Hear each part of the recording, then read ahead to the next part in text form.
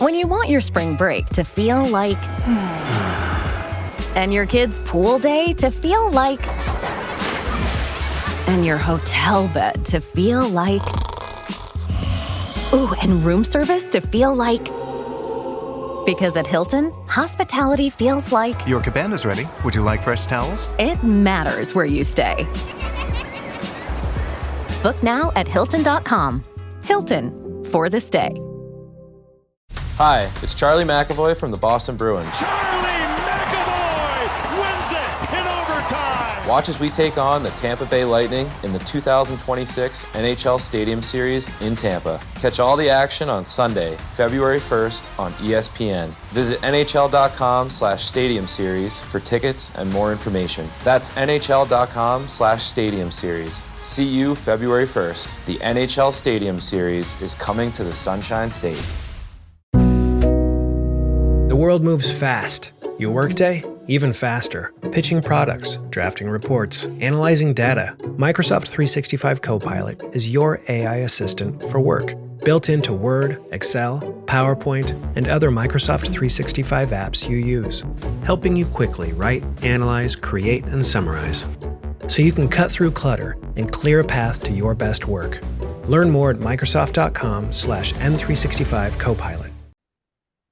The URC is one of the most misunderstood rugby tournaments in the world, and even by its own standards, this weekend has been one of the most confusing that we've seen so far. We're in the second half of the season now, and it feels like everything that we learnt in the first half now doesn't matter anymore. So let's talk about all of it on this week's episode of the United Rugby Rewind. Let's start the show.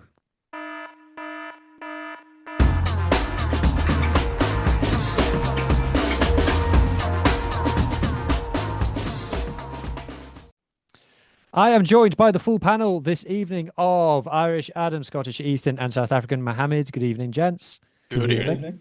It's nice to have you all here. I need to keep reminding myself that I should say Welsh Hugh, so to make it clear that we're from all of the shields. There's one voice from every shield here. Although I know I don't sound Welsh, all the others annoyingly have the accent appropriate to their country. But anyway, we'll brush over that minor detail because, as always, there's no time, and we have to get straight on with talking about all 8 games in the URC. And we are starting with Friday night, arguably the biggest game of the weekend. You know, we had some derbies, we'll come to them a bit later, but I'm going with Glasgow versus Munster as our first game of the weekend. And as tradition dictates, we let the winner talk first. So Scottish Ethan, B teams all round for this one. Rotated teams, it's without internationals. Yeah, it was going really good, and then it was going a bit worrying, and then it ended fine. So I feel like I've summed it up for you there. Yeah, I thought it was a pretty good game.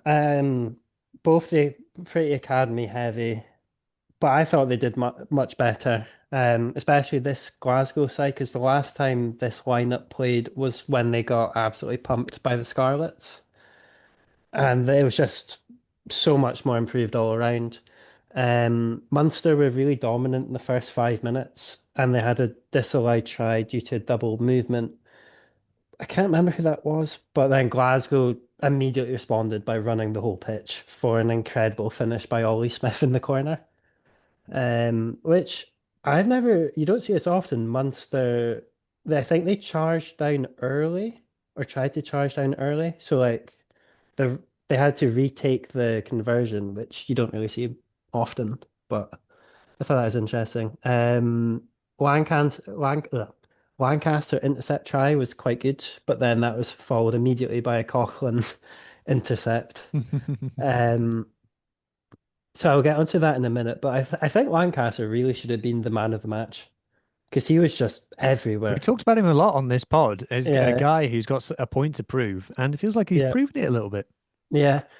And it's kind of, so when he first turned, or when the worst kept secret in Glasgow transfer history was when Lancaster's come to Glasgow, and it's kind of like, well, he's not the man we all wanted, but it was kind of like, you know, we should give him a fair chance to see, because obviously Racing was a bit dicey at times. You know, it's a different environment. No one succeeds at Racing. No.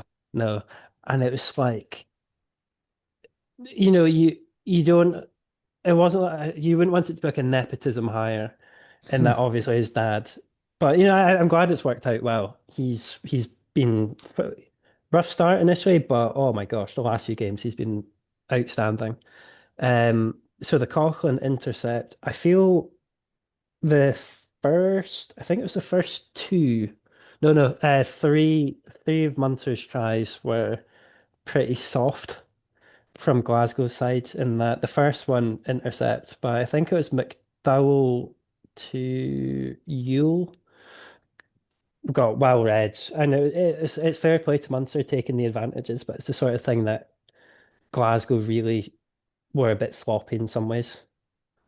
So that was the first one. Agunta Beju eventually scored after a hard-fought 20 minutes. Abrams' yellow card, which was kind of against. I thought there is an argument that he tried to catch it with two hands, but I didn't think he was in a You've position seen to him catch given. it. Yeah. Um. So then that led to another Lancaster try. What? Oh, maybe I've got my order wrong. This is his own Uh, notes, ladies and yeah. gentlemen. We make This our is own this notes on this show. this is speed typing. Oh, that must have been the Mackay try. Yeah, that was the Mackay try because Lancaster passed to Mackay. So this was the first try. Keep Anyway. talking. The Oh this yeah, audio format. I'm just no, I was just blinded Just by the how amazing it attack. is. He just It completely was distracted. He forgot re himself. reliving my Friday night. That's a Um, great juggle there. Sorry for that one. We're mixing up the order a lot here, but yeah, the prop was it Banathy? playing second receiver there, he does a great job to hang on to that ball because it nearly all fell apart then. Oh yeah, I yeah. And think, then, oh, sorry, Adam. sorry, no, I was going to say Munster's scramble defense has really sort of let them down. There was a moment there in the midfield where two players went up and it sort of equated to absolutely nothing. Yeah. In and like it took away two defenders and then Glasgow completely capitalized. But I feel like this is Dan Kelly's try, Oh yeah. individual brilliance. But I think Glasgow are really good at Mhm. capitalizing defensive mistakes that Munster made.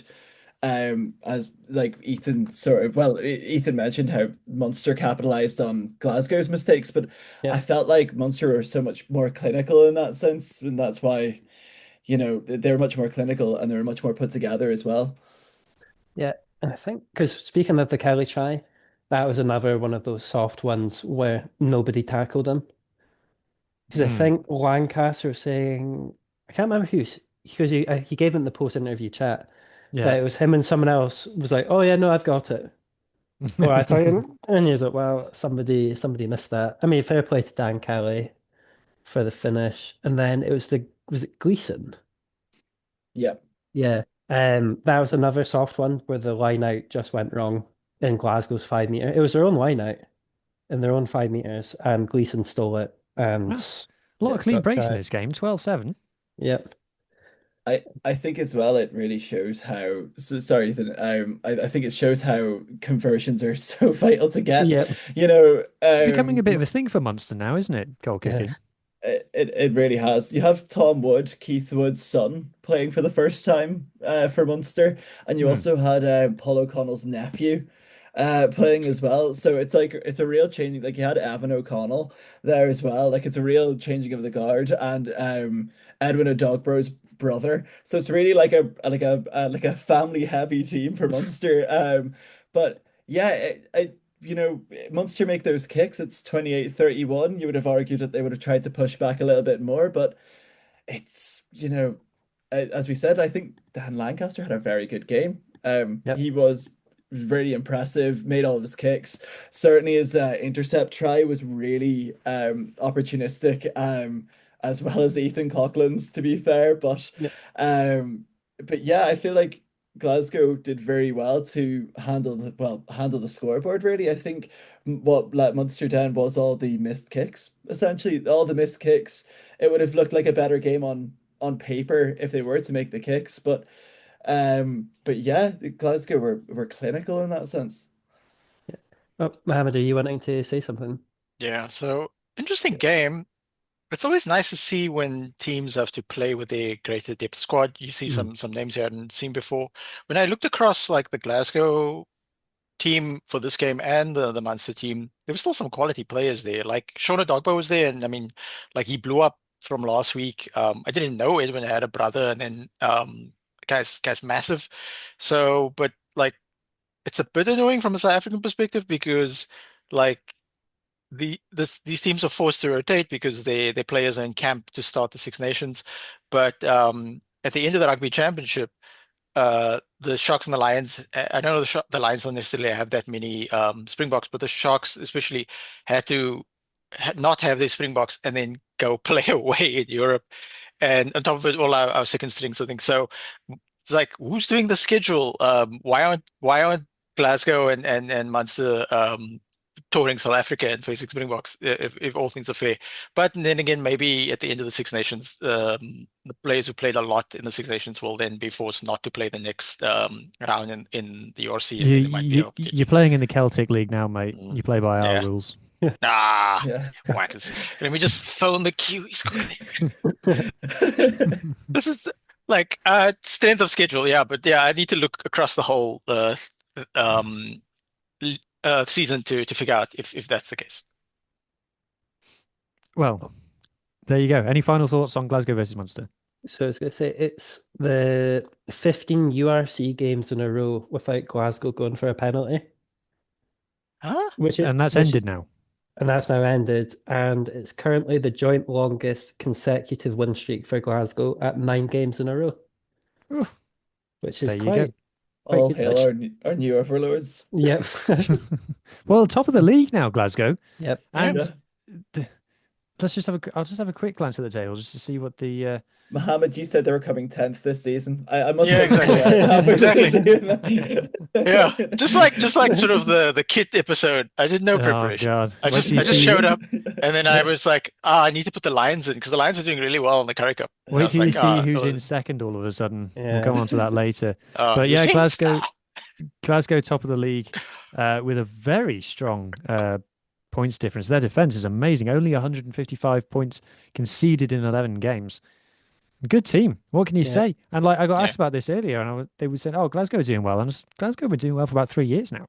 They're just a Yeah. consistent team. Not only in this competition, but the Champions Cup as well. So I think that's double what they've got to impressive. worry about. I don't know, Yeah. from your point of view, but I'm not sure you can fight on two fronts. Mm, I think I think maybe. they're up for it. Because they did say, I think Saoni said following like the Toulouse match, which because they were kind of like, well, if we win it, let's just go all in that. Mm. Because obviously, if you can beat Toulouse, you could probably do quite well in the competition. I think because Franco's really good at squad rotation, so I'd like to think he'll micromanage every single player's minutes, who goes where, when. He's good at bleeding forwards, but I think he needs to bleed a few more of the backs, which he did do for Matt Irwin for like 5 minutes in the position that we weren't expecting him to play in. But yeah, I think if everyone's fit and healthy, I think they're going to go all guns blazing. This episode is brought to you by Indeed. Stop waiting around for the perfect candidate. Instead, use Indeed sponsored jobs to find the right people with the right skills fast. It's a simple way to make sure your listing is the first candidates see. According to Indeed data, sponsored jobs have 4 times more applicants than non-sponsored jobs. So go build your dream team today with Indeed. Get a $75 sponsored job credit at Indeed.com/podcast. Terms and conditions apply. In both Wow. fronts. That's something. There's a reason to stay tuned in. Anyway, moving Yeah. on to game number 2. Mohammed, coming to you. Sharks versus Stormers. They've done it. They've only gone and done the double. Stormers undefeated in the URC not long ago, and now 2 losses on the bounce. And the Sharks. This has to be the best that we've seen the Sharks play in a long time. In a long time.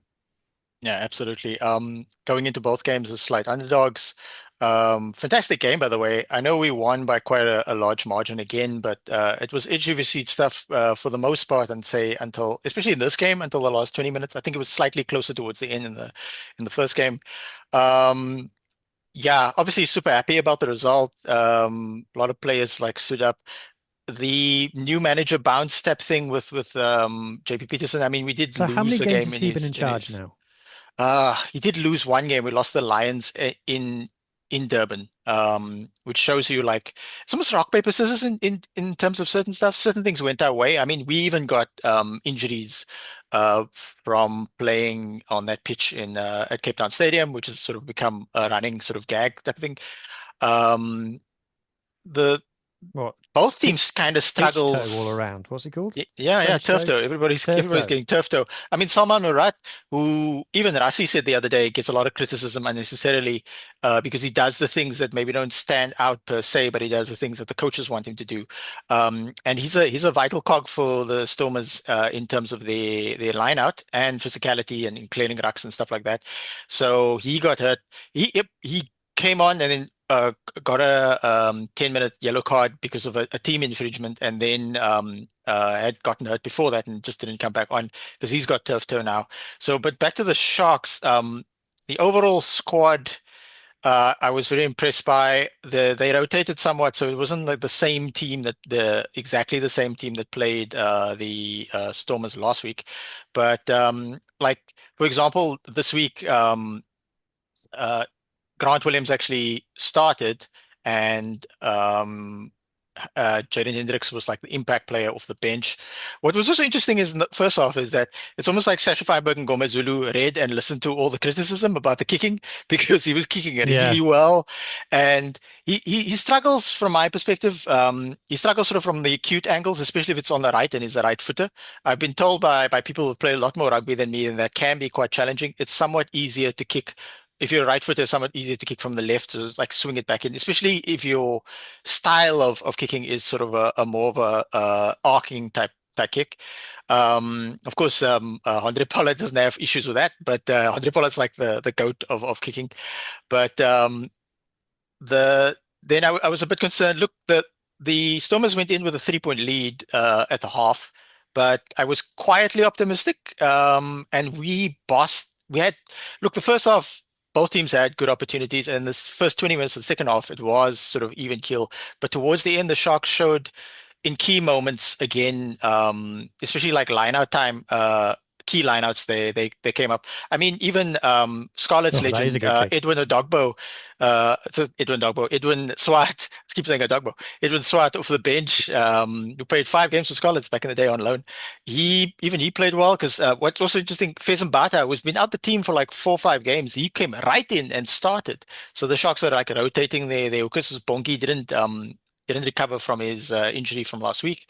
But yeah, the last 20 minutes was all Sharks, especially that mistake by Galant sort of like threw them off because the Summers were kind of still in it, but obviously Galant won the URC, won the World Cup with South Africa. He's only got 10 caps, by the way, for the Springboks. Won the World Was Cup with Warwick South Lance Africa. in the 2019 squad?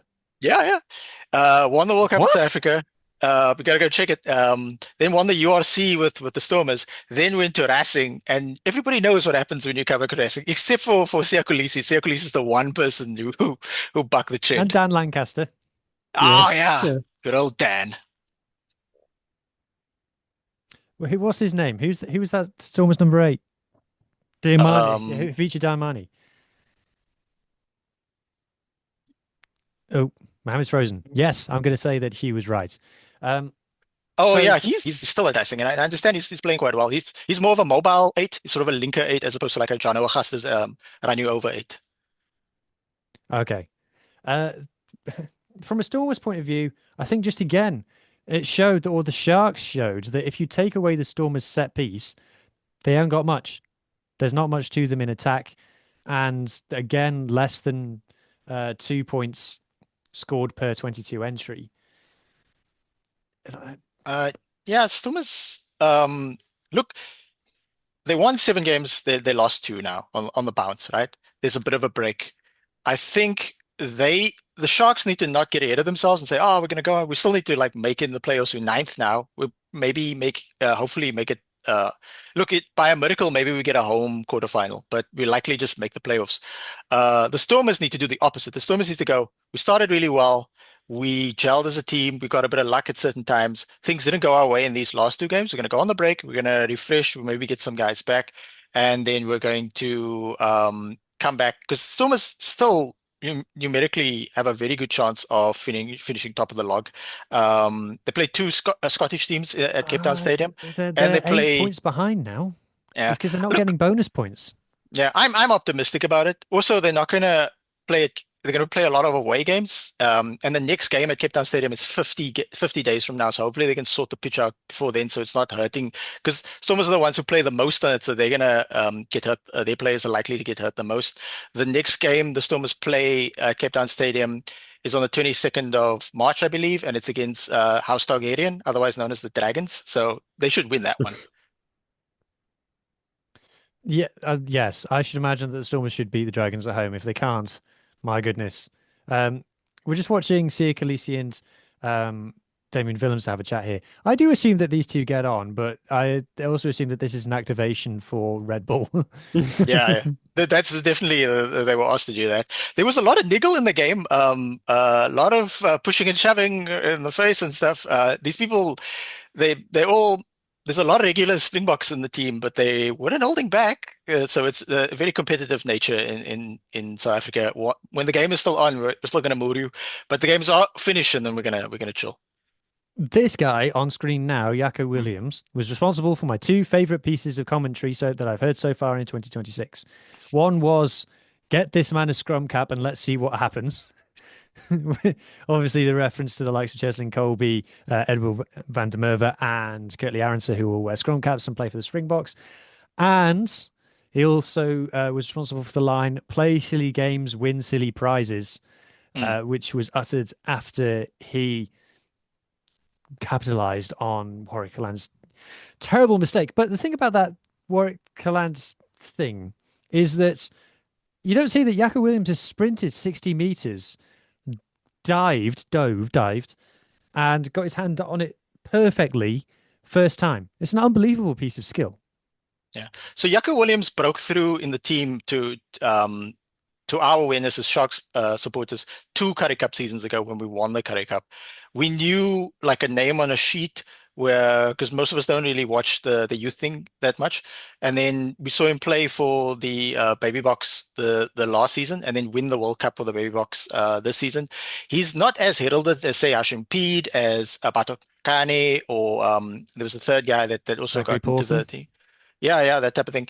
But he was quietly doing well. He also played really well in that previous World Cup where they didn't win, and then immediately was one of the many players that came from that youth team straight into the Currie Cup team, which hadn't won a game, and helped them in the group stages go all the way to make the playoffs and then beat the Lions at Ellis Park. So him and Kakane, they broke into the team.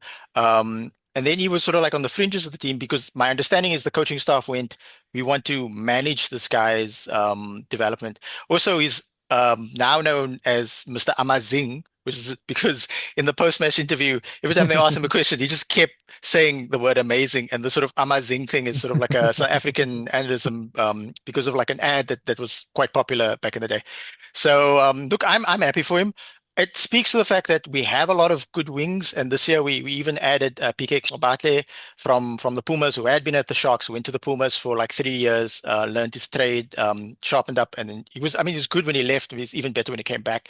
I know Adam mentioned the pre-pod discussion that he's read and or heard rumors that Werner Gach might return to the Sharks. As much as I like Werner, and he had his best season the season before he left for Ulster, I think we're kind of stacked in that position right now, unless maybe Makazole Mapimpi also leaves. If Makazole Mapimpi also leaves, then there's a spot for Werner. Yeah, I can see that. I can see that for sure. So moving on now to, I pressed the button and something weird happened. Moving on to another game, our third game, and it's Leinster versus Edinburgh, and the Thaler put this perfectly. Shout out Thaler from Rugby Bits. He said on Blue Sky that Leinster are the call an ambulance but not for me meme this season. That it's like you think, surely not, and then you get to the end and go, no, it didn't. But they had us hoping there for a second, Ethan. They did. I'm trying to remember what actually happened because I tried to forget what happened yesterday. Um, so the first half, early yellow card for Edinburgh because Callum Hunter-Hill, I can't remember who it was on. Basically, he was the second tackler and it just led to head and head and he got sent off. Which is a bit contentious from some of the other PRD decisions later on in the match, but we'll cross that bridge when we get there. Then Leinster inevitably score the first try. Then Edinburgh probably had the best moment in the game with a Duhan try from which I think it was a scrum. Then I thought it was McConnell first. I didn't realize McConnell was playing. It was actually, I think it was Ben Muncaster. Offloaded it to Velicott, and Velicott bolted, and then passed it to Duhan, who finished. Can anyone guess when it was the first I Duhan saw away this. try? Yeah, I Yeah, saw this. I'm gonna find it. I'm gonna find who I credited it from, but it's something like February 2020, something like that. yeah, which is Wow. insane. I know, I don't even know who that was against, but Jesus, it's the sort Probably a Welsh team. yeah, probably. It's the sort of thing you would have thought. Surely at some point he must have scored. You'd think he must have, but Yeah, then again, that's 6 years ago. That's yeah. what. I mean, he keeps his contract by just thrashing England every Well, Calcutta he's not Cup. going to do that this year. If he's Oh, released to yeah, play in sure. this Yeah. game, he's not playing against Italy, is he? I mean, Scotland Day versus England It's Day. it's Kyle staying a clock, I feel. Yeah. But anyway, carry on talking about this game. Then I'm trying to think what else. That was like probably the best thing that was in the notes. But then I can't even remember Edinburgh's second try. I can't. I've It got it in the notes. was Satala. Yeah, that was a yeah. good. I can't remember how it started, but it was a good finish by Satala in that he was able to sidestep a tackler, and he ran it in like the whole 22 meters, which is good for him. I quite like Satala. I mean, he's had the worst luck in when he's been selected recently in probably like the worst environments to play in for Edinburgh, being Bath away in the Champions Cup, and then the Aviva for Leinster. But his first try, um, finished really well. And then it all just went downhill from that point. Um, because you've got the first, so basically in the second half, That is the only highlight that the URC posted That wasn't for even this that wasn't game. even that wasn't even Leinster v because Archie Steinman's got a buzz cut now. Archie Steinman's bald. No, so he's Oh no, I was sorry, gonna say he's I got found another one. I apologize. I'm sorry, URC official accounts. Sorry, for audio listeners, it was just yeah, RG Snowman standing up and then sitting down again. yeah. Oh, this might, yeah, this is the try here. Oh, Oh, come on. Keep talking. It'll keep playing.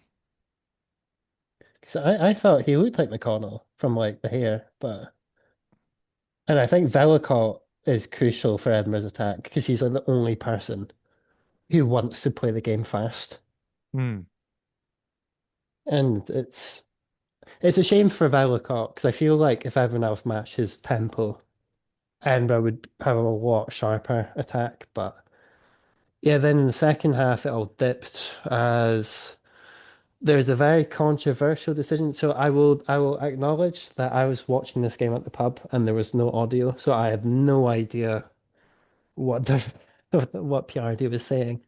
I had to try and figure it out from people being outraged on Twitter or from the gestures that the Leinster hooker basically he dove or dived into the ruck or in a clear out and elbowed Ben Velicott in the face, and he broke his nose. And I was apparently there wasn't even a penalty for that, which I was no. really confused by because I would have thought. I mean, it probably wasn't intentional, but I felt maybe under like reckless behavior or something for player welfare and stuff, they might have looked at that angle. But yeah, that was the turning point for Edinburgh, and like when Leinster really started to like come out in that, what's that term? Is it second gear? That Yeah, you know they when went through the Yeah. gears. yeah I think is how I would describe it. And Adam, this seems to just be Leinster this year. Is that they're a second half team, and they just seem to just let you believe that you might beat them, and then just blow you away. Yeah, they are really dangle the carrot team. Here you go. Here's the win. Then you then they just go for it. I feel like it was a really interesting game from an Irish standpoint because this is a Leinster team without most of their without any of their yeah internationals. This is like a really like stripped back Leinster team. They've got the likes of their front row with Jerry Caher, Andrew Sparrow, and John McKee, formerly of Ulster Academy. Ulster wanted him to be a loose head. He said no. He went to Leinster. You don't really hear much of it going the other way around. But then again, as I said with Leinster, they always have quality and depth. They still had RG Snyman, two-time World Cup winner, playing for them as well. I don't think their backline necessarily played that well. Saying that, you had Rico Ioane in at yeah 13. You had a really strong team I don't there. recall them Joshua saying his name very much. No, uh, he was Hmm. relatively absent from the game.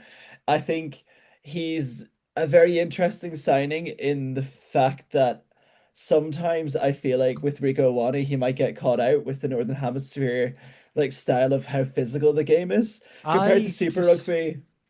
Do you know what I mean? hmm. I I think feel like they had Geordie Barrett, and then he was leaving. They were like, well, "This is great. We should get another All Black," and they got him, and they didn't bother to actually check. Like, actually, is he playing well? Because I don't think. I assume he's on a decent amount of money. Like, put it this way, this is his sabbatical, so he's not come here yeah. for just for a pint of Guinness, has he? That's a great reason to go to Dublin. The I'm not sure that they would probably be anyone from Leinster would say that they've gotten their money's worth out of him yet. I mean, if you compare to Geordie Barrett, Yeah. there's no comparison. Yeah, but I said that on is a tough person to follow. yeah Gus McCarthy's got international experience, Adam. You didn't mention him. And did Will Connors get an Irish cap here and there, or is he always on the Yeah, fringes? Will Connors is off to Lens. Oh no, off to Connacht. There's Mm, like a couple of them that are like there was like international experience there, but it's not like mm, the traditional sense. But I feel like with the likes of Gus McCarthy, he's fallen relatively down the pecking order all of a sudden. mm, I feel like with on the Rico Ioane point I made on the Interpro show, made a point in the Interpro show earlier on in the season. If that Rico Ioane signing was made before Jordy Barrett, if the roles were reversed, it would have the same amount of hype that the Jordy Barrett one had originally, and then it would have been like Jordy Barrett minds blown again. But it just Hmm. happened to be that you signed like a Rolls-Royce player and you tried to replace him with a former Rolls-Royce yeah player. But mm. um it's also the game that I felt like Charlie Tector has put his hand up and he's going to be in that Kieran Frawley position now. It's almost like they've replaced Kieran Frawley with another player that can play everywhere Now that else. you Like he said that, played did last week did we make the joke? Charlie Tector to Connacht in 5 years? Yeah, he's the thing is though, now that they found he's Kieran Frawley type, they're just gonna keep him for a little bit. They're gonna keep him till he's about 28 and then he's gonna go to somewhere else. But Charlie Tector, who's his position is fly half, he played a very good game at fly half, I felt as well. He got a disallowed try for a forward pass. yeah But I do love when players really believe that they score and they do the whole setting up the kick and everything, but with priority.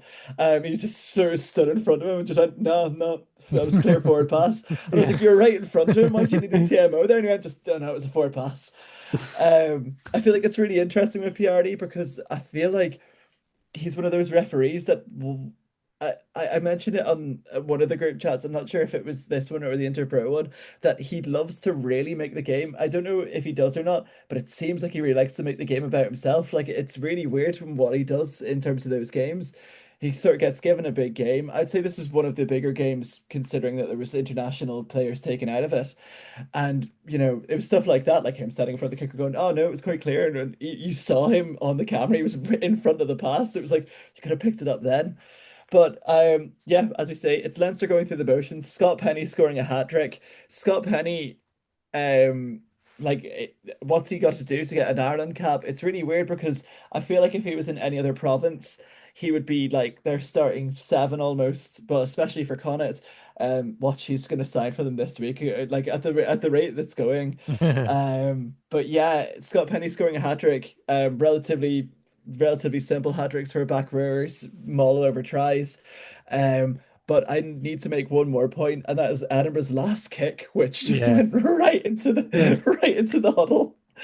Right into Leinster's huddle. I know. Like they were all, I don't know why they were trying to charge it down. It seemed really pitiful. Like, why would you charge down a last minute kick that requires nothing in the game? But then it was the replacement fly half, not sure of his name, Yeah. just absolutely launched it straight at them. It was like a really low, it was almost like a grubber style kick right at them. And I was like, yeah, fair play to him. Release a bit of anger. So the worst thing about that kick was that if any of the missed conversions or penalties went through, that would have been a losing bonus point. Yeah. At the last sec, because there could have been a whole try worth of points, the converted try worth of points, if Ross Thompson and Cammy Scott could kick, which makes it hard because there's a 28-20, it would have been 28-27. And that's, yeah, Edinburgh really needed something there. It's mad because it's almost like designated kickers have came out of fashion for the likes of Edinburgh Yeah. and Munster. When you look at teams that are really like missing their kicks, you're just like, I tell you one thing that those designated teams have got in common: kickers. Ben Healy. Oh yeah, it's the Ben He can Healy kick a curse. goal. He can kick a goal, but Yeah. he can kick a goal, and also I feel like one of my hot takes is he's going to appear for one of the Irish sides again at some point in his career. I feel. He could be the new JJ Hanrahan. Yeah. He goes to Newport, he'll go to Claremont and then Newport and then show up again for Munster. Yeah. This is my thing, just quickly self-promotion on Leinster, is that I do think that the whole how they're approaching games, how they're approaching the season is a plan, because it just keeps happening. And it can't, they've won 11 games in a row now. It can't just be luck. This is what they're doing. And the stat is that on aggregate for their last, also for the whole season, actually. And for the whole season, they have lost the first half 167, 190. But then they've won the second half 249, 124. So they're doubling up the opposition in the second half.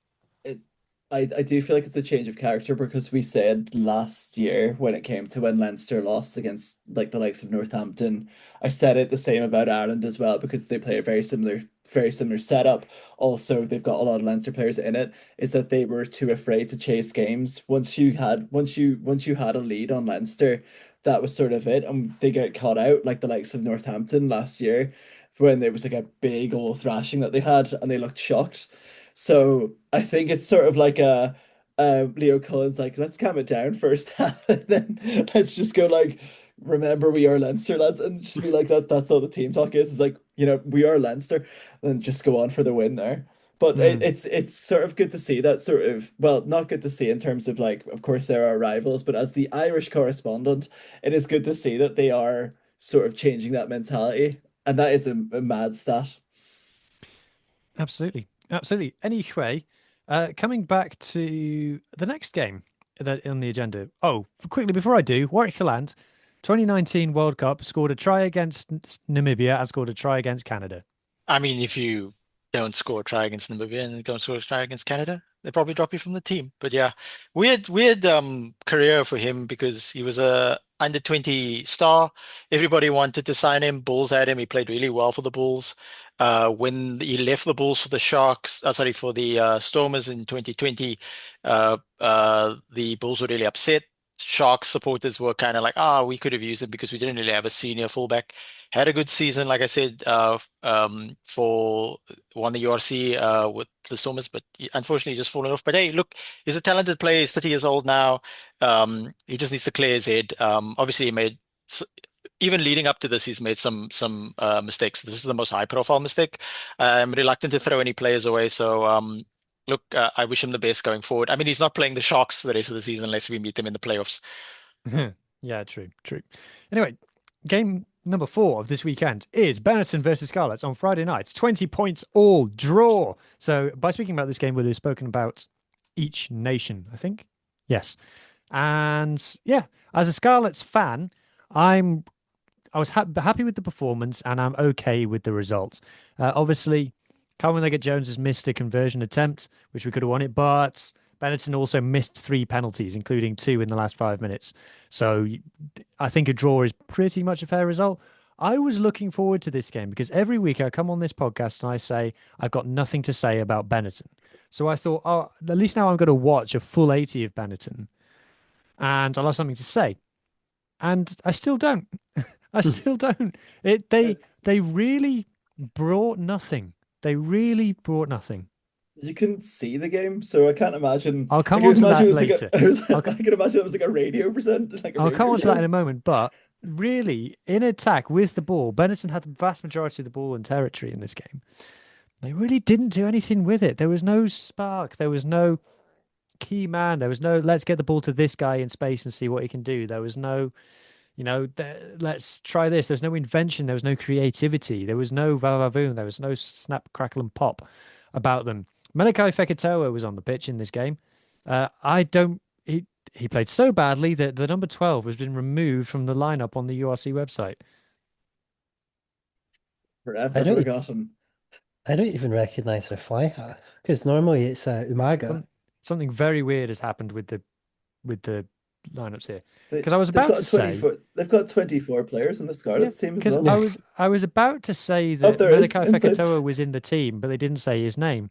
But he appears to have been removed from the URC website, so now I don't know whether he was on the pitch at all. And that would explain why I didn't hear his name said. The URC website is who's managing that thing? Who's ever managing it doesn't really like rugby, so they need to hire one of us or producer Lee or something. Yeah. So anyway, Paolo Adogwu scored a try. It was an okay try. I think I'll find his celebration in a second. But Scarlets won on the try count 3-2. And Benetton were taking shots at goal from pretty early on, which kind of set their mindset going into this game. Just a very meh team. We've learned that their coach is leaving and they're going to get a new coach in. So there's something. Maybe they can get Scott Robertson, but they just didn't do anything really noteworthy in this game. They had, like I said, the best of the territory in possession, but just didn't do anything with it. Whereas the Scarlets, if we look at the Scarlets tries by contrast, are there any actually loaded? No, there are none actually loaded. So I can't show you the Scarlet tries by contrast, but take my word for it. There's something cool in all of them. Like I said, Carwyn Leggett-Jones, 18 years old, had to be pulled out of college to train for this game. And now he's starting against Benetton. Heaps of talent. There's loads of hype around this kid. And he got 2 try assists in the game. And one of them, well, actually, they were both pretty cool, actually. So he wasn't perfect. Some of his kicking from hand was a bit wayward, but he's clearly now at 18 years old, Scarlet's second choice fly half.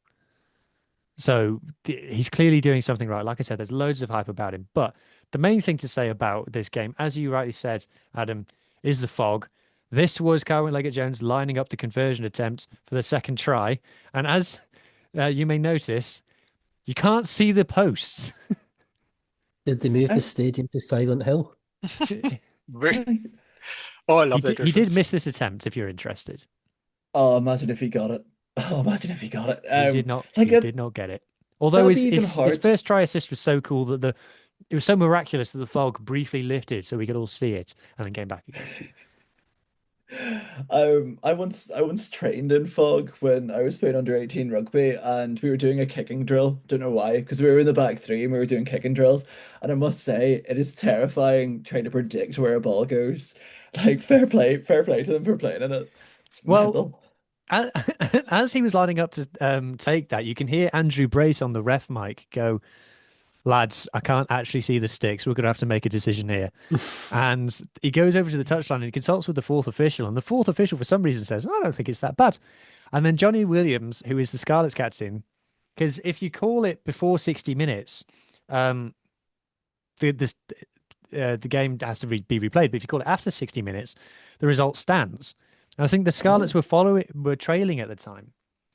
And Johnny Williams just goes straight over to the ref and goes, "We want to play on," because we were losing.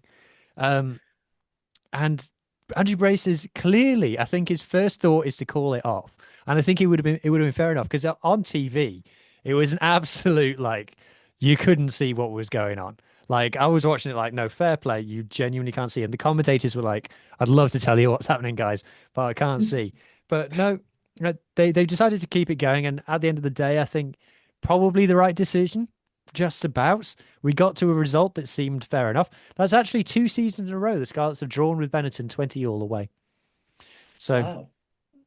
there's something, if nothing else. So yeah. Any questions on that one?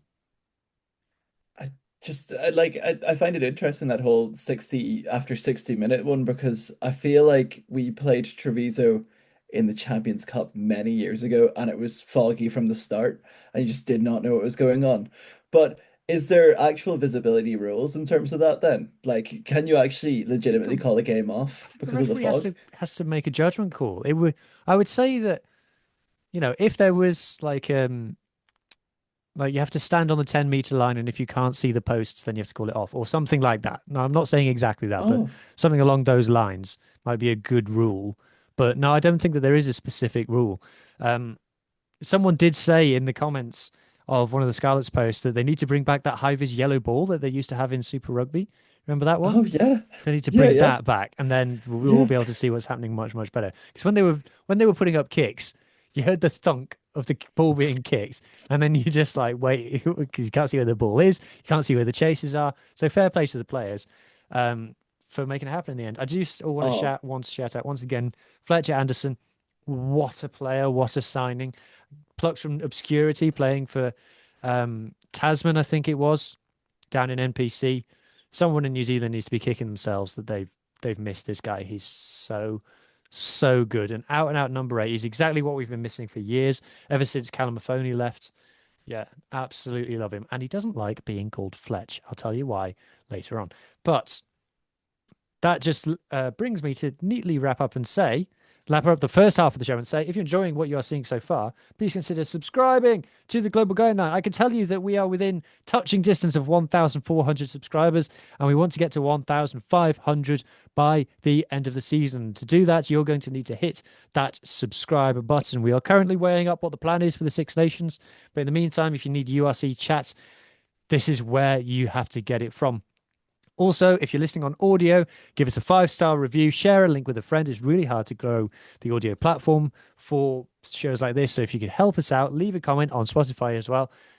All the help is much, much appreciated. Cheers in advance.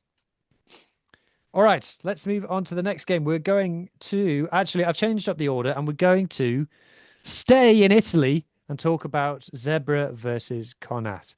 So, Adam, Connacht got a win again. Finally, the pressure was on them and they got it done.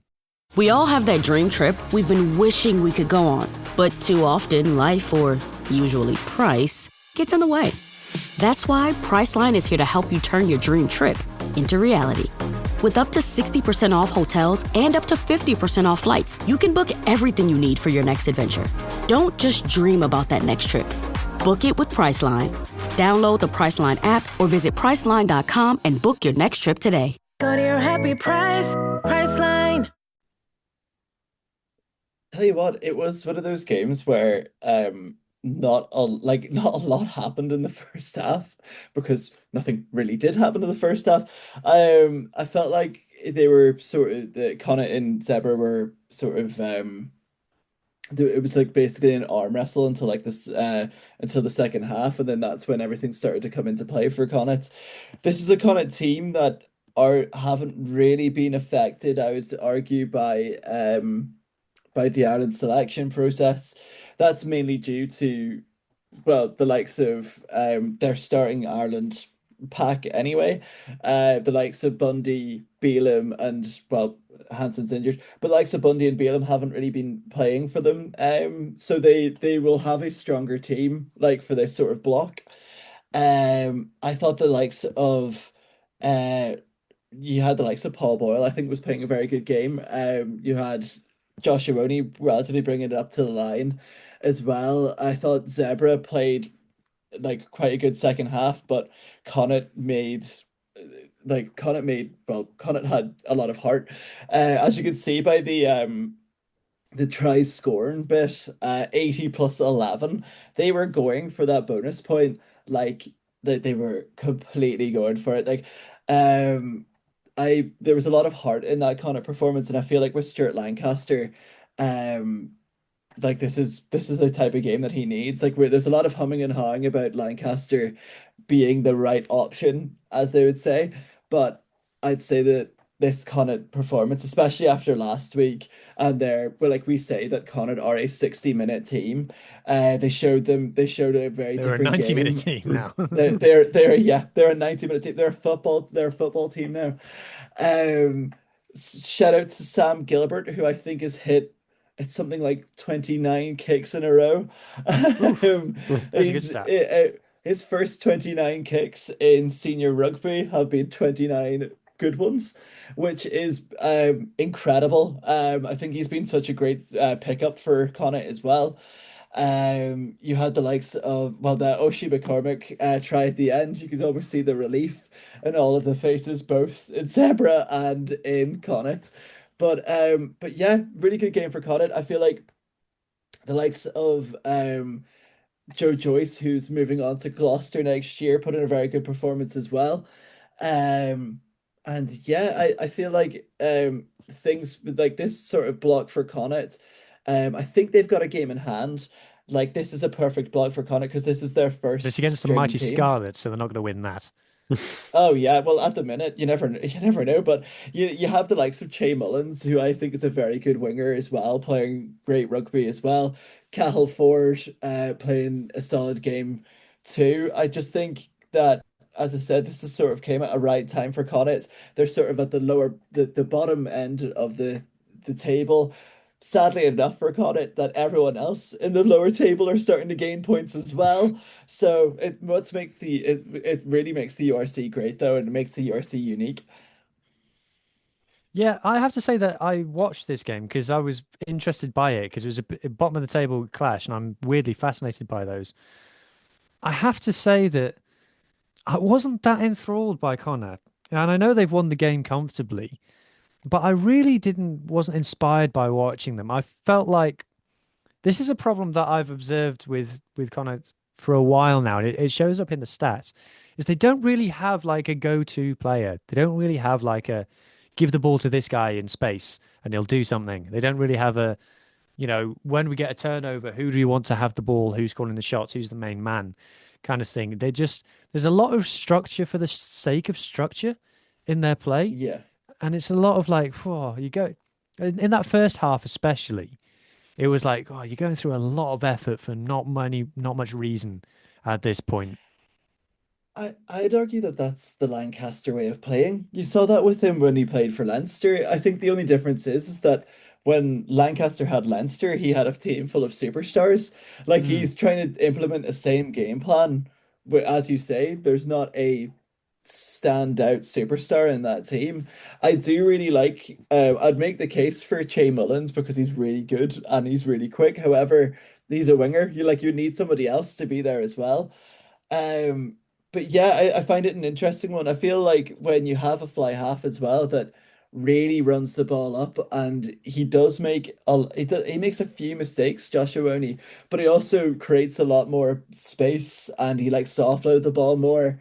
But as you said, like but yeah, we see here Connacht dominated possession. They're trying to make, they sometimes make it look a lot very difficult to make, very difficult to score a try. But once they did score Yeah, that try, they it said was sort of like 60% possession, 3 clean breaks. Zebra actually made more clean breaks. but they're trying to play that bash up rugby like that Leinster did. I think it's a Stuart Lancaster coaching setup thing because as I wouldn't necessarily would say that Connacht would have the biggest pack in the world. You certainly have a lot of strength in like so Joe Joyce and Paul Boyle in there, but and Sean Jansen. But yeah, it's that bash up playing rugby, that ugly rugby that I'd say they went out, and that ugly rugby proved it when they were on the pitch for 91 minutes and they were just playing bash up rugby. They just kept on bashing at the line, bash, bash, bash, bit of a maul, and then they scored. They're sort of trying to bully teams with a pack that isn't a big enough pack, arguably enough. It's something like what happened to Ulster a couple of years ago. You're trying to play a particular brand of rugby that requires you to have a much bigger pack than you do. So that makes it look a lot more difficult. In this case, it really worked for Connacht because Zebra didn't have all their Italian internationals. They haven't really been playing great in general anyway, but they could afford to do that against Zebra, but as you said, it does make it look like a bit more of an effort. And teams playing for 91 minutes isn't ideal, especially when you're winning. Yeah. Anyway, Mohammed, did you want to chime in on this one? Yeah. The last question would be like, how many internationals does Zebra have? I don't maybe follow Zebra that quickly. I didn't realize they had that many, or I didn't know they had any. But the thing about Connacht is, weirdly, when I watch them on television, they didn't necessarily stand out either. The way I would articulate it is they lacked a certain X factor. I would think that Hansen would provide that, and he has in some of the games I watched them. And then I was incredibly fortunate enough of the last season, April time, to watch Stormers Connacht at Cape Town Stadium, and it just reinforced my thoughts on it. It didn't change anything. Yes, look, when you see them in person, they're much bigger. They look fit. They look organized. They look focused. But like they lack that X factor. The only person who like stood out to me was like Finley Beelan because he was recognizable. I didn't really know the other players that well, and nobody stood out. Like Sasha Feinberg and Gomezulu sort of brings that sort of dynamism. Fussy when he broke through in the bull setup, it would be someone like Chisholm Joyster and that type of thing. So I don't think it might not necessarily be a Lancaster thing, but it's someone needs to like step up sort of and stand out. Otherwise, Connacht, good team. They defeated the Sharks this year in Galway. But if they're actually going to win things, they need sort of a core of like X Factor players, or at least like high quality players. And they have like Abandi's super old now. Hansen's always injured. And Finley Beelan, is he like a scrum the other guy to death guy? I don't know. They sign. Sorry, go ahead, Adam. Oh, sorry. I think with the issue with Connacht having big players, is that they always would go to a Munster, Leinster, or Connacht. That's the thing about Connacht, is that they're almost like, to put it in football terms, the Borussia Dortmund of Irish rugby. They like having younger players. They like bringing them through. But then once they sort of hit that mark, they will go to a Munster. They will go to a Leinster. They will go to an Ulster, because that's where the progression lies. I feel like when Connacht had the old stadium, I feel like that's when Connacht having a new stadium and the likes of Stuart Lancaster coming in to actually have a forward future vision and keeping those core players, which at the minute they're Ben Murphy's apparently off to Munster. Matthew Devine's off to Ulster. That's two of their scrum halves that they want to keep. That they're two really good young scrum halves, under 28 Irish internationals. But now they're looking at signing players from Leinster, because Stuart Lancaster used to coach Leinster, so he would have a couple of contacts there. But I think their key thing is fostering an identity and keeping young players, and I feel like that's what we're all saying now. Is the likes of Kieran Frawley's not going to go out west and set the world on fire. However, it's a name. He could change a game, but he won't necessarily have that flair that, as we all say, that Connacht needs to be like, we need to pass to him every time. I was looking at transfers and stuff in the URC, and Connacht actually signed the most players of any Irish province. They go out and externally recruit. If you look at Leinster, it's like ridiculous. You look at Leinster signings, it's like 80% promoted from academy. Whereas Connacht is just like signing from outside all the time. And they also lose a lot of players. A lot of players leave Connacht quite a lot. So the squad is constantly doing this, which is always going to hold a team back. That's always going to be a negative thing. But it doesn't feel like they're that successful with their non-Irish qualified signings either. Like they're not successful signings. If I like contrast the Scarlets, my team, like players that we've plucked from Super Rugby, for example, Tane Plumtree, Blair Murray, and Fletcher Anderson, not even taken from Super Rugby, really, taken from NPC. And they've come in and been, all three of them have been massive hits. Two of them are cap for Wales. One definitely would be getting cap for Wales if he was Welsh qualified. Or you could look at Max Douglas, or you could look at Sam Lousy, or players like this who Connacht could get. Those are achievable players for Connacht, but they're just not. They're not getting in players who are actually making a difference for me. I'd say Sam Gilbert's an exception to that. Sam Gilbert came from the Highlanders, and Right. he's and Sam Gilbert has played. I've just got up his stats there. 57 times for the Highlanders.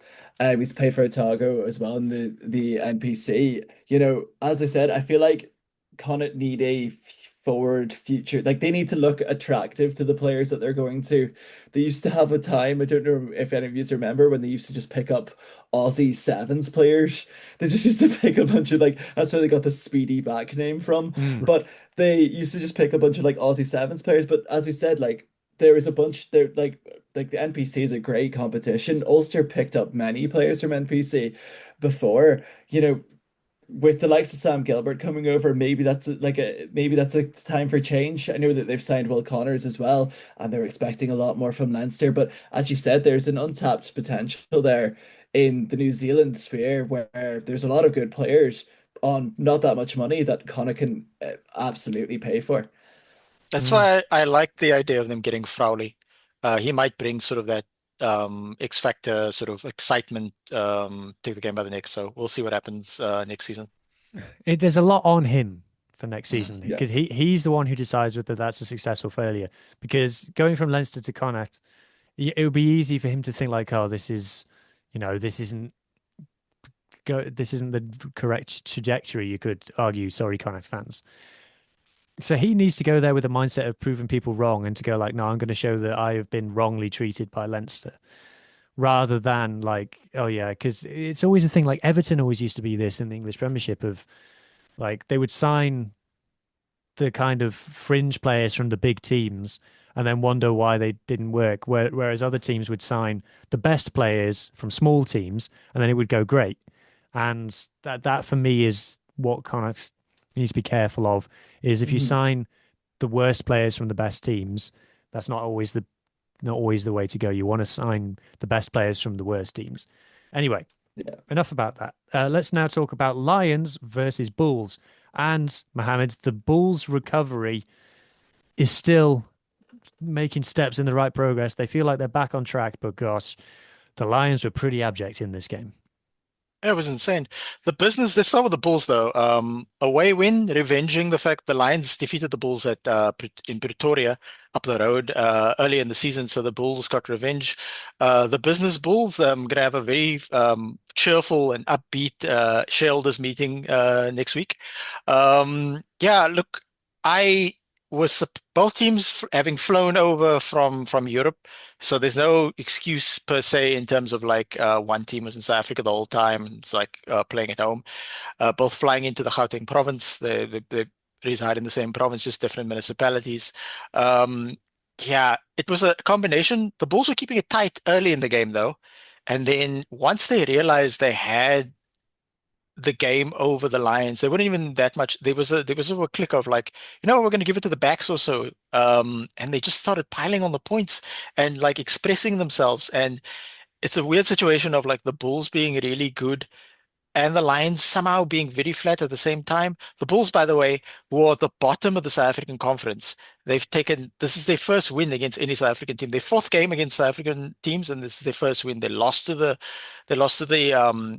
Stormers, they lost to the Sharks, they lost to the Lions once before, and now they've avenged that loss. And the Lions had pretty much their best possible team, barring a few injuries here and there, and they still look sort of disorganized, somewhat rudderless, and that type of thing.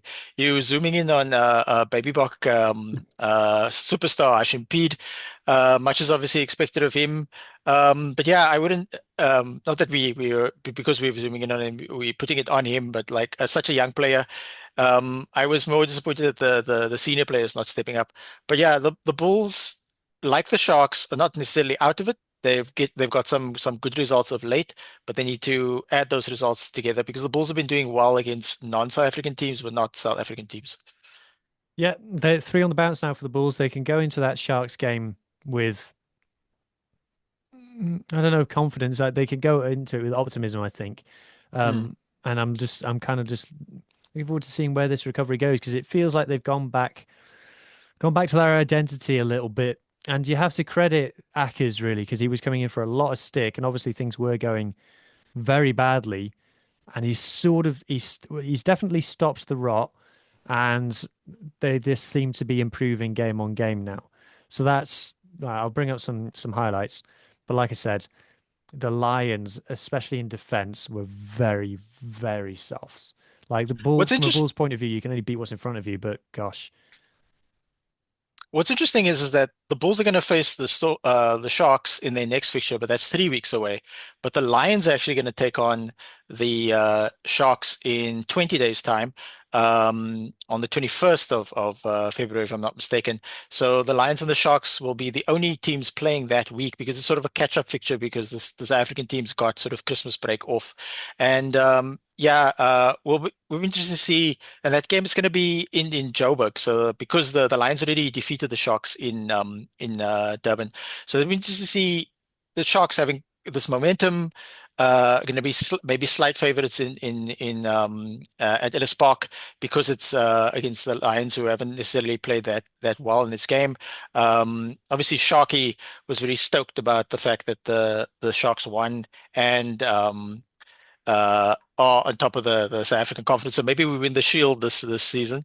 But yeah, because the Sharks will play, they will have less rest, but they would have match practice. Whereas the Bulls are going to have 3 weeks off. Maybe they'll organize, because teams often do this, they'll organize a unofficial practice game against like a non-URC franchise union, like Southwestern District Eagles or something, just to keep people going. Yeah, I think it's interesting to see where the Bulls go from here. Honestly, I feel like the Lions are just going to be normal, lower mid-table team this season. I'm not seeing anything different. Anyway, Yeah, but random stuff is happening all season. Somehow we beat the Stormers twice, so yeah, I'm not counting any chickens. Anyway, Adam, it's time to bring you back in. Provided you're not frozen. Yeah, he's not frozen. He's back. I'm It's having time to talk my about technical difficulties. I apologize. It's time to talk about Ulster versus Cardiff. And I know there's one particular thing that Adam wants to talk about in this game, and we shall get to it. Don't you worry about that. But just quickly on the game, I don't think there's tons to say from a Cardiff point of view. Only scored 2 tries in it. I think it's one of them. it is. I think Cardiff played really well defensively. That's something that I can say about Cardiff. I think they already beat us this in the Challenge Cups this year, when we went 19-0 up, and I felt like that was almost like gonna repeat itself. This was a game as well, I must add, that they had its first TMO check in the 81st minute. So in the full match, in the full 80, there was no TMO checks, no like checks of anything. Holly Davidson, I think, was really fluid in what she was in refereeing. I like, granted, like it was really good, great performance. For Ulster points, I think we overplayed the ball. I really did think both teams were like overplaying it. Like we were like they were trying to play. We were trying to both play flashy rugby. I didn't realize that Lee Halfpenny was on the bench. Did he not come on? We were. I don't think he did. I can't. not I don't remember the time that he did come on. To be fair, it was one of those games where there was a lot of moments where Ulster, and I think it's really interesting because we complement Ulster's attack so much. But I'm always one in the mind that if it works because we take the chance. And when the chance doesn't come, then it looks like we're overplaying the ball. And I feel like that was the difference that last night, when there was multiple chances that we could have taken, there was multiple passes that could have stuck, but they didn't. And it just felt a bit like, woo. Then again, standout players, Matthew Dalton had his best game in an Ulster jersey. He was incredible. He was playing back row. I believe he was playing back row for Ulster for the first time since probably when he first broke through in the under 20s would have played six, but he was phenomenal. He was taking over, like he got a lot of space to run. I feel like we exposed their wings well in that sense when we did catch him in the blind and loose as well. Um like this was a moment, this is a Matthew Dalton moment. If you're watching online, he was very good at like nice wee offloads. Dave McCann as well played a brilliant game. um I think I do think we had a better scrummaging performance than we did last week. I think Scotty Wilson is really improving in terms of his scrummaging, which is good for Ulster and of course good for Ireland, because Yeah, that's he is something a Cardiff quality. were worried about, was because they've had they've lost like their first and second choice props to Wales duty. So they had Yeah. Reece Barrett and Javon Sebastian's done a job, to be fair, so it's maybe not that bad. Yeah. I think with the whole setup was that I think with everyone's the one thing that everyone says about Scotty Wilson, and it's the same as Angus Bell in international rugby, is like their scrummaging could improve, and I do get that, but they had a really good scrummaging performance. The try that I want to talk about, Angus Bell's sidestep of Let's the get it up. fullback. Let's It go. it Oh, was one poor of those Cam Winnett. This moments. is just his life, unfortunately. It was one of those moments that I was just like, he's 20 stone. He's 20 stone, and like, there was another thing that I mentioned on a group chat, was that every single time Angus Bell got the ball and he was going to go for a run, he dummies the ball.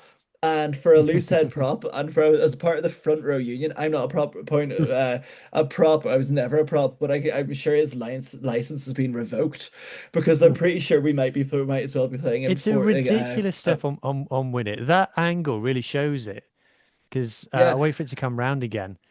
He He's kind of also stepped wearing. him twice. He did. He like half stepped. He juked him, and then he stepped him. It was and then he Yeah, so stepped he another goes through the winger. gap here, and Winnett is coming across him this way. So he kind of steps that way to get him to commit.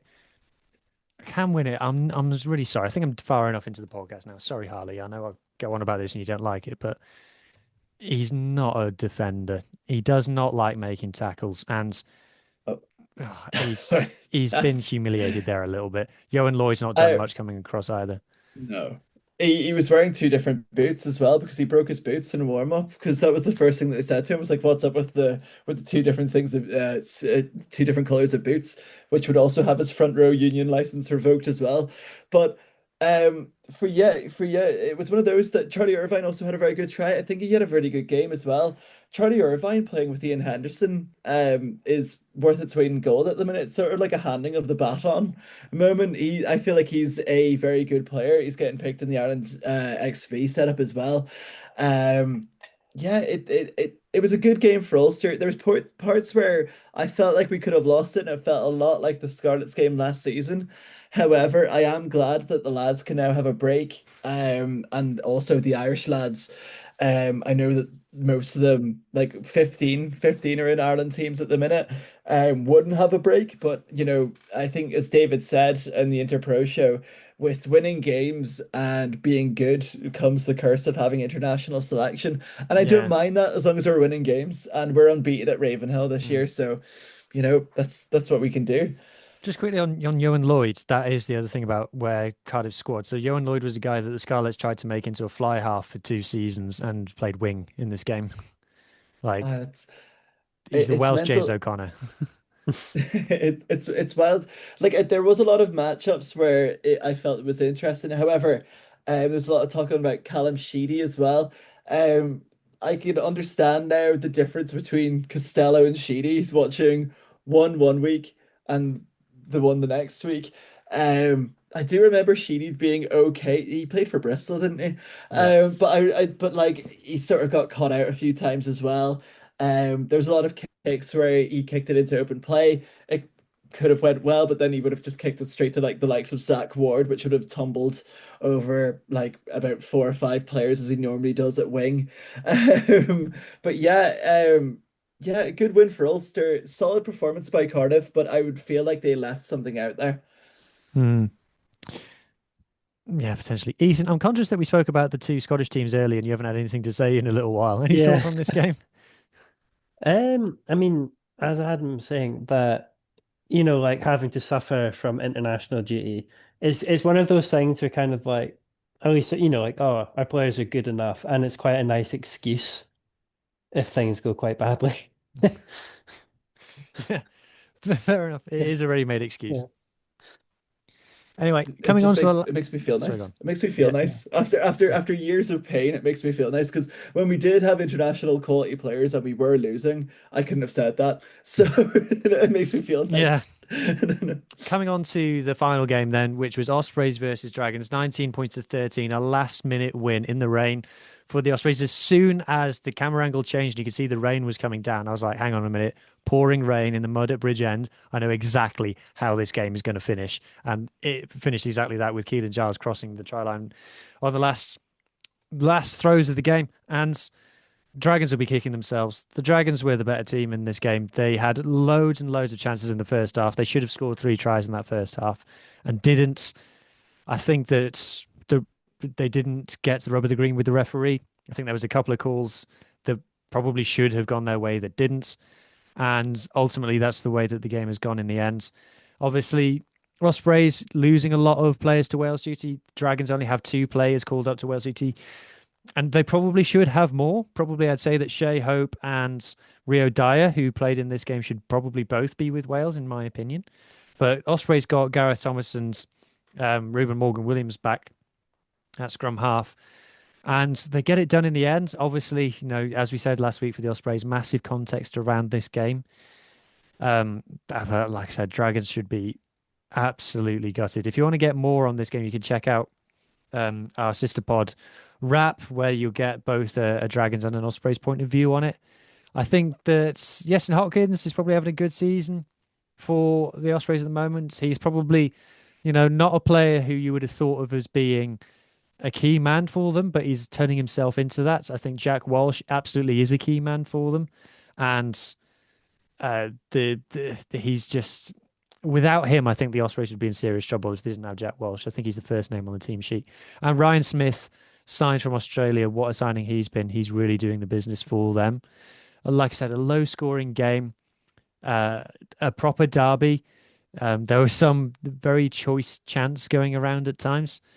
So the Ospreys get the job done, and they're 4 now from 11, which puts them, I think, still in the top 8. If I just check the table now. Yeah, they are 8th. The Sharks do have a game on hand in them, though, and are 1 point behind, and the Lions have a game in hand on them, and they are 1 point behind as well. Even Connacht are within a win, and they've got a game in hand. So, probably not going to stay there, I don't think, by the end of the season. But this, like I said, the context around this game is kind of, talking about it from an Ospreys point of view is very difficult. But I think the Dragons will be absolutely fuming about how this game went. And from what I've seen, David Buttress, the Dragons owner, tweeted after, he tweeted, "Congratulations, Ospreys, but that's not right." So it kind of shows you how the feeling of the game was about that one. Interesting to see Cormac Foley on the bench for Ospreys on loan from Leinster. Yeah, just phoned in. I think it was one of those just injury cover, to be honest. I think he's probably had about 3 training sessions. What a squad to be parachuted into, though. What an environment to spend a week in. I can imagine as a kit collector, I do it for the really nice Ospreys kit. I think that kit is really nice. I really like the sponsor as well. But I can imagine that environment is interesting for him, to say the least. So what you're saying is you're coming out of retirement, Adam? Yes, I'm coming out. I'm playing for the Ospreys next week. Hey, look, if you hang around enough, that might happen. But anyway, I'm close enough to Wales. I think I'm about 10 minutes away. So. That brings us to an end of the URC action. There's no predictions because it's Six Nations duty next week. We are thinking about what we're going to do for the Six Nations. Nothing firmed up yet. But quickly, let's just get some predictions for the Six Nations just because we're here. So France versus Ireland, Adam? I'd say France, because Ireland are in an injury crisis and we're going to try something different and hopefully not lose by much. Okay, Ethan, Scotland versus Italy, or Italy versus Scotland, I should say. Ooh, I feel considering that Duhan's probably been dropped, I feel Townsend's trying to salvage his job. So I think he's gonna try and go roll the dice with Stain and possibly Dobie on the wing. So I think Scotland should win. Hopefully a bit more by when we lost last time. I think Scotland are going to win as well. And then I think that England are going to absolutely thrash Wales. But I don't think that takes much of a brain to guess. So anyway, thank you for listening. Thank you to Irish Adam, Scottish Ethan, and South African Mohammed, and me, Welsh Hugh. We will catch you at some point when the URC is back. We'll do a show mid Six Nations for this URC round that is there. And keep your eyes peeled in case we manage to pull a Six Nations show together in the meantime. Anyway, cheers, guys. Cheers. Cheers, thank you. And speak to you next time. Bye.